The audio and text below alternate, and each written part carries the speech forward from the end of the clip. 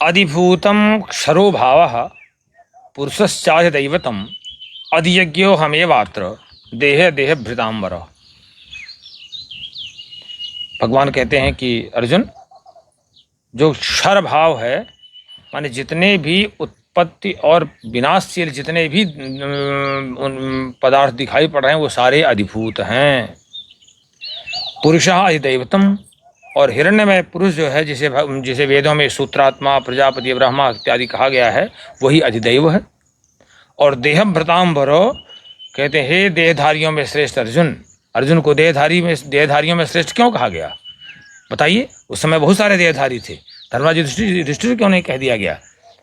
देखिए उसका एक तो पहले वो, इसका नाम एक गुडाकेश था, वो नींद को जीते हुए था। सब्यसाची था, जिस समय बाएं हाथ से धनुष चलाते थक जाता उस समय दाहिने हाथ का प्रयोग कर लेता, दाहिने से थक जाता था उतनी गति से बाएं हाथ का प्रयोग कर लेता था।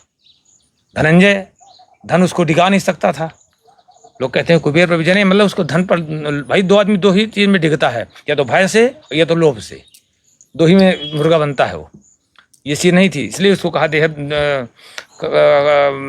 उत्तरा कुमारी और उर्वशी दो उदाहरण है ही हैं उसके, काम से डिगे नहीं सकता था वो, तो इसलिए कहा देहधारियों में अर्जुन अत्र देहे अहम एव अधियज्ञ, इस शरीर में जो मैं अंतर्यामी रूप में विराजमान हूँ मैं ही अधियज्ञ हूँ। और एक बहुत अच्छा उत्तर देते हैं जो अभ्यास से ही संभव है। भगवान अर्जुन के 7वें प्रश्न का उत्तर है, बहुत अच्छा उत्तर है। अंतकाले च मामेव स्मरन् मुक्त्वा कलेवरम यह प्रयाति समद्भावम याति नास्त्यत्र संशयः। कहते हैं नो कंफ्यूज, कोई संदेह नहीं है, एक भी प्रतिशत संदेह नहीं है। कहते हैं अंतकाल में, अब वो अंतकाल का अर्थ मरने तक में मत लगाइए। आपने कार्य समाप्त किया दिन भर में, रात्रि विश्राम करने गए तो भी अंतकाल है, तो अंतकाल आपका हो गया, उस समय का कार्य का अंतकाल हुआ। तो इस तरह से व्यवहारिक जीवन में भी और पूरे जीवन में भी देख लीजिए। कहते हैं अंतकाले च मामेव स्मरन् मुक्त्वा कलेवरम। कहते हैं जो व्यक्ति अंतकाल में मामेव स्मरण, मेरा ही स्मरण करते हुए कलेवरम मुक्त्वा, इस कलेवर को छोड़ देता। लोग गाँव में कहते हैं भैया मरना सोना बराबर होता है, कहते हैं नहीं कहते हैं, वही कलेवर कहते हैं।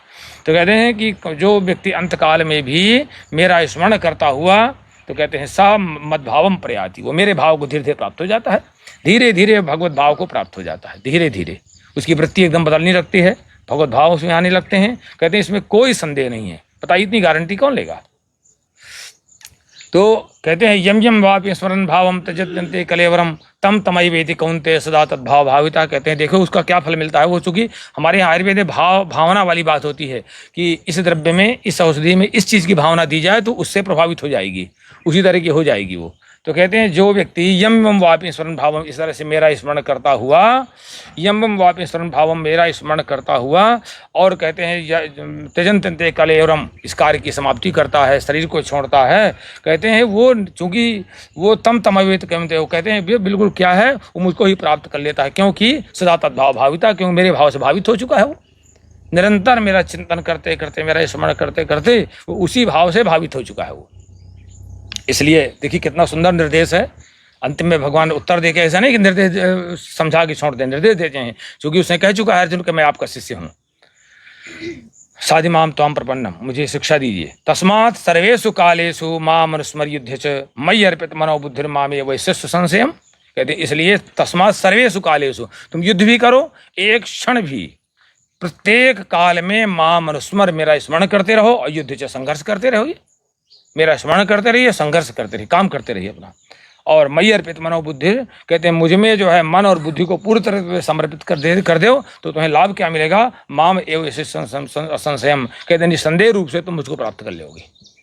कितना सुंदर, कितने सरल उपाय बताए गए हैं। कहे ना पैसा लगना है, न ढेकुआ, कहाँ यहाँ की बुंदेलखंड की भाषा में क्या लगना है मिश्रा जी, न ढेकुआ है।